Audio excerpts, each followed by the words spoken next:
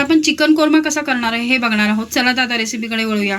आलं लसूण पेस्ट, कांदा लसूण मसाला, त्यानंतर धनिया पावडर, जिरा पावडर, हळद, थोडेसे जिरे आणि मिरची पावडर। आपण हे कांदा आणि टोमॅटोची पेस्ट करून घेतलेली आहे। त्यानंतर दही घेतलेलं आहे आणि हे चिकन घेतले आहे। आता आपण यामध्ये 2 मोठे चमचे दही ॲड करणार आहे।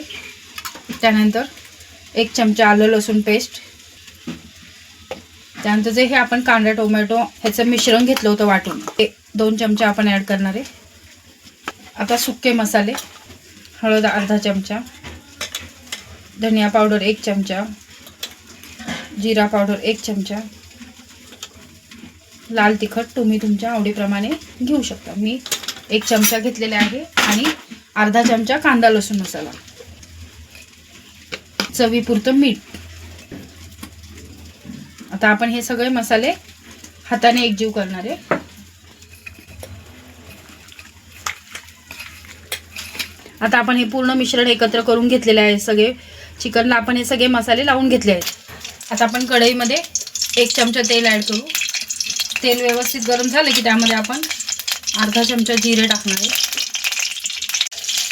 आता आपले जिरे व्यवस्थित फुलले की जे आपण चिकनला सगळं मॅरिनेट करून ठेवलेले होते सगळे मसाले लावून ते आपण टाकणार आहे।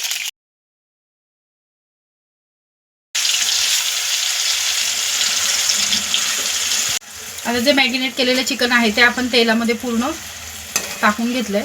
आता ते 2 मिनिटं आपण फ्राय करणार आहे तेलामध्ये।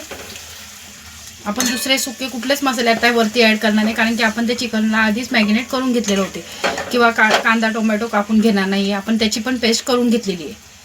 तर हे व्यवस्थित परतून झालं तेलामध्ये की आपण त्यामध्ये 2 ग्लास गरम पाणी ॲड करणार आहे। तुम्ही बघू शकता किती व्यवस्थित आता आपल्या ग्रेव्हीला तेल सुटलं आहे। याचा अर्थ काय की आपले मसाले एकदम व्यवस्थित परतले गेले आहेत। जे आपण चिकन मॅरिनेट केलेलं भांडं होतं त्यामध्येच पाणी ॲड करून मी तेच पाणी ॲड करणार आहे। एक्स्ट्रा पाणी ॲड करायचं नाही आहे। तुम्हाला जर पातळ हवं असेल तर तुम्ही अजून पाणी ॲड करू शकता। आता हे